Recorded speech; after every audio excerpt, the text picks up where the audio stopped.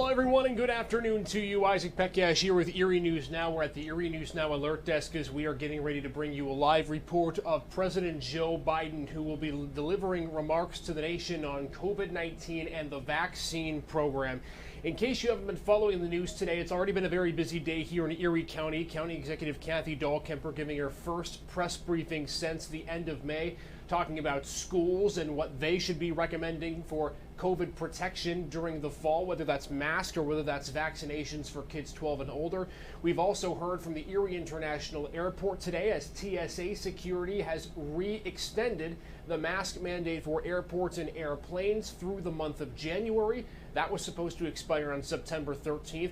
So a lot of things going on when it comes to COVID-19 mitigation efforts, COVID-19 vaccines, and COVID-19 as a whole. We want to now go to the White House where President Biden is speaking. To get every American vaccinated and protected from the Delta virus, the Delta variant of COVID-19. I just got a monthly briefing from my COVID team. And here's the latest data that confirms that we're still in a pandemic of the unvaccinated. While we're starting to see initial signs that cases may be declining in a few places, cases are still rising, especially among the unvaccinated. There are still 85 million Americans who are eligible to get vaccinated who remain unvaccinated and at real risk. Across the country, virtually all of the COVID-19 hospitalizations and deaths continue to be among the unvaccinated. In Alabama, more than 90% of the current hospitalizations are among the unvaccinated. In Texas, 95% of those in hospitals are unvaccinated.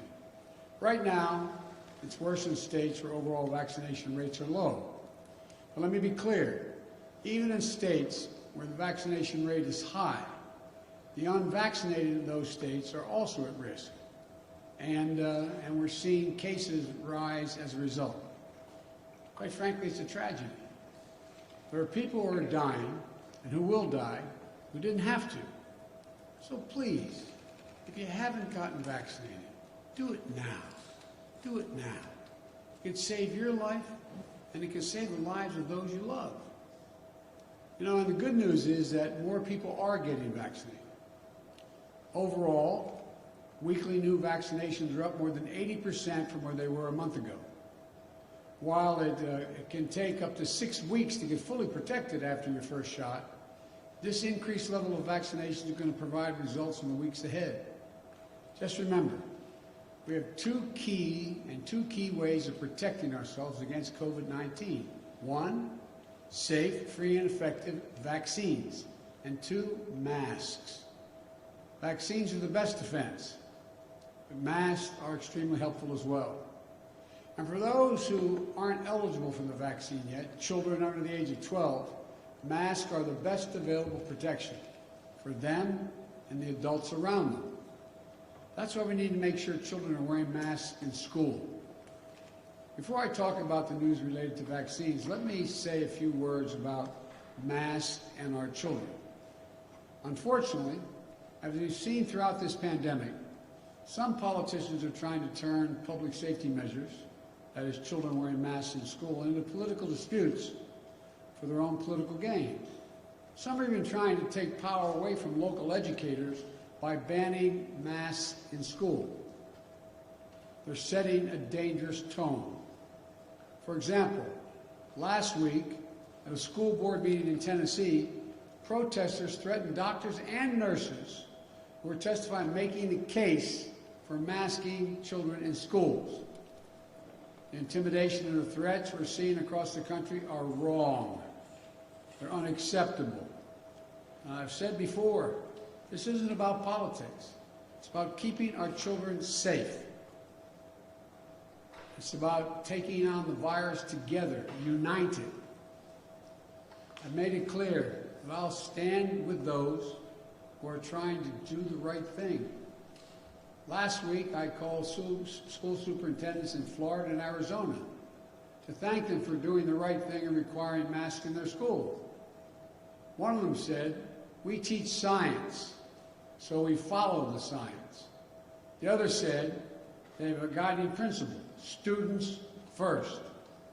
I just couldn't agree more with what they both said. And that's why today I'm directing the Secretary of Education, an educator himself, to take additional steps to protect our children. This includes using all of his oversight authorities and legal action, if appropriate, against governors who are trying to block and intimidate local school officials and educators. And as I said before, if you aren't going to fight COVID-19, at least get out of the way of everyone else who's trying. You know, we're not going to sit by as governors try to block and intimidate educators protecting our children. For example, if a governor wants to cut the pay of a hardworking education leader who requires masks in the classroom, the money from the American Rescue Plan can be used to pay that person's salary, 100%. I'm going to say a lot more about children in the schools next week. But as we head into the school year, remember this. The Centers for Disease Control and Prevention, the CDC, says masks are critical, especially for those who are not yet vaccinated, like our children under the age of 12. So let's put politics aside. Let's follow the educators and the scientists who know a lot more about how to teach our children and keep them safe than any politician. This administration is always going to take the side of our children. Next, I want to talk to those of you who can get vaccinated, but you haven't. The Delta variant is twice as transmissible as the Alpha variant. It's dangerous, and it continues to spread. Vaccines are the key to stopping it. We're making progress. Today, more than 90% of seniors have at least had one shot, and 70% of people over the age of 12 have gotten their first shot as well. That's good news, but we need to go faster. That's why I'm taking steps on vaccination requirements where I can. Already I've outlined vaccine requirements that are going to reach millions of Americans, federal workers and contractors, medical staff caring for our veterans at VA hospitals, and our active duty military, reservists, and National Guard. Today I'm announcing a new step. If you work in a nursing home and serve people on Medicare or Medicaid, you will also be required to get vaccinated. More than 130,000 residents in nursing homes have had, sadly, over the period of this virus, passed away. At the same time, vaccination rates among nursing home staff significantly trail the rest of the country. The studies show that highly vaccinated nursing home staff is associated with at least 30% less COVID-19 cases among long-term care residents. With this announcement, I'm using the power of the federal government as a payer of health care costs to ensure we reduce those risks to our most vulnerable seniors. These steps are all about keeping people safe and out of harm's way. If you walk into a government office building, you should know that federal workers are doing everything possible to keep you safe. If you're a veteran seeking care at a VA hospital, you should not be at a greater risk walking into the hospital than you were outside the hospital. And now, if you visit, live, or work in a nursing home, you should not be at a high risk of contracting COVID from unvaccinated employees. While I'm mindful that my authority at the federal level is limited, I'm going to continue to look for ways to keep people safe and increase vaccination rates. And I'm pleased to see the private sector stepping up as well. In the last week, AT&T, Amtrak, McDonald's, they all announced vaccine requirements. I recently met with a group of business and education leaders from United Airlines to Kaiser Permanente to Howard University. We're also doing the same thing. Over 200 health systems, more than 50 in the past 2 weeks, have announced vaccine requirements. Colleges and universities are requiring more than 5 million students to be vaccinated as they return to classes this fall. All of this makes a difference. The Wall Street Journal reported the share of job postings stating that new hires must be vaccinated has nearly doubled in the past month. Governors and mayors in California, Maryland, Massachusetts, New York, Oregon, and Washington have all announced vaccination requirements. So let's be clear. Vaccination requirements have been around for decades. Students, healthcare professionals, our troops are typically required to receive vaccines to prevent everything from polio to smallpox to measles to mumps to rubella. In fact, the reason most people in America don't worry about polio, smallpox, measles, mumps, or rubella today is because of vaccines. It only makes sense to require a vaccine that stops the spread of COVID-19. It's time for others to step up. Employers have more power today to end this pandemic than they have ever had before. My message is simple. Do the right thing for your employees, consumers, and your businesses. Let's remember, the key tool to keeping our economy going strong is to get people vaccinated and at work. I know that I'll have your back. They should know I'll have their back, because they have the back of the states trying to do the right thing as well. For example, yesterday, I instructed the Federal Emergency Management Agency, FEMA, to extend full reimbursement through the end of the year to state deployments of National Guard in support of COVID-19 response. Nearly 18,000 National Guard members are supporting our response nationwide, from caring for patients to administering vaccines to running testing sites to distributing supplies. As the states continue to recover from the economic toll left by COVID-19, the full reimbursement of National Guard services during this pandemic will be another tool that will help them shore up their budgets, meet the needs of their communities, and continue our economic recovery. These are the latest steps we're taking to get more people vaccinated. Next, I want to speak to all of you who are vaccinated. How should you be thinking about the moment we're in?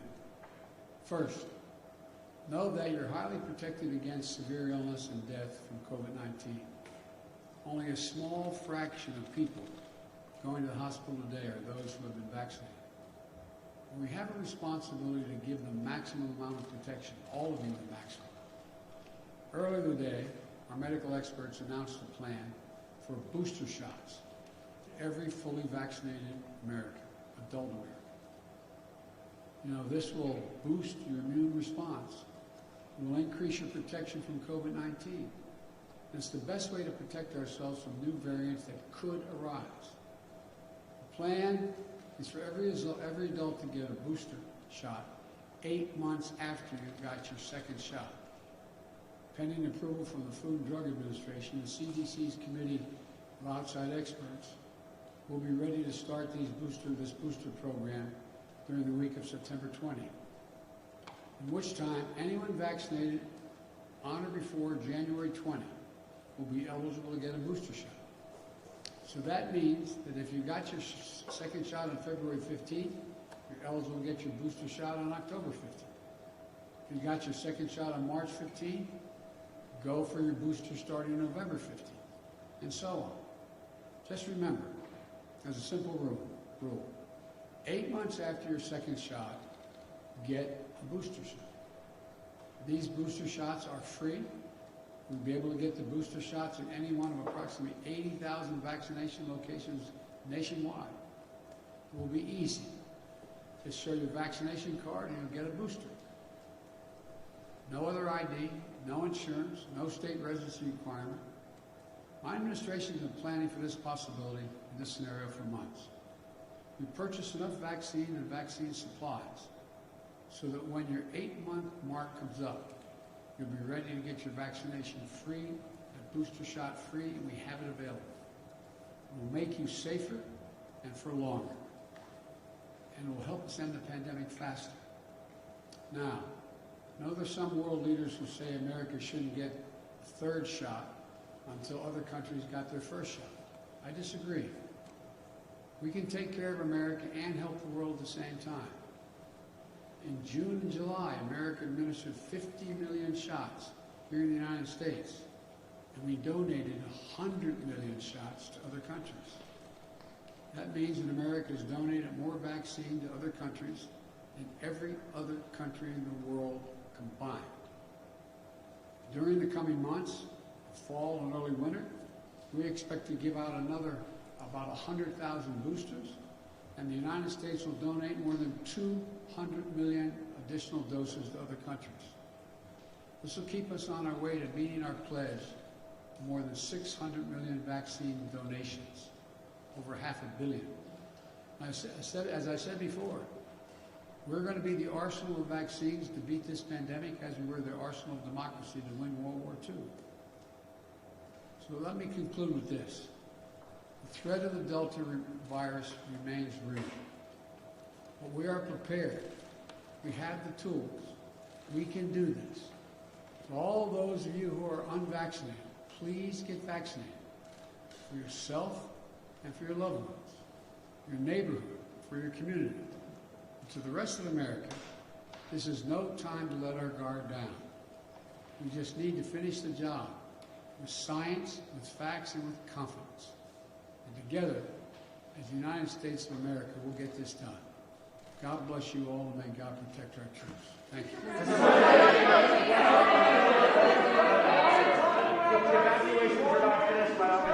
So there you see President Biden walking out of the East Room. No questions taken today, simply remarks only. And so with that, we have some new developments from the president himself, national requirements in terms of who is to get vaccinated and how exactly the booster shot program would work as we bring you inside back on the alert desk here. Isaac Petcash joining you. Let's go ahead and recap what we just heard from the U.S. president himself. We have two big pieces of information today. The first one involves people required to get the vaccine. The president announcing today that if you work in a nursing home or with somebody who is in need of care for a nursing home, you must be vaccinated. So nursing home workers, he talked about the president, how there is a significant, more significant than he would like, amount of people who are at severe risk of contracting COVID who work in nursing homes. So if you're in that industry and you work there, you now must be vaccinated. That will be a requirement, and we assume that process will start in the next couple of days of making sure that that is the case. Also, with booster shots, we learned some new information about how the program is going to be rolled out. For those of you who haven't heard, the president has been deliberating with his team and now is enacting a program that would allow people to receive a third dose of the COVID vaccine, whether it's Pfizer or Moderna, if you've already been vaccinated twice. So here's what you have to know. Every adult's going to be eligible for this, and the program is going to start on September 20th. So roughly 1 month from today, that booster shot program will begin. This means that any time after 8 months from your second shot, so the example was given, if on September 20th you were vaccinated on or before January 20th, you are eligible to get that third dose of the coronavirus vaccine.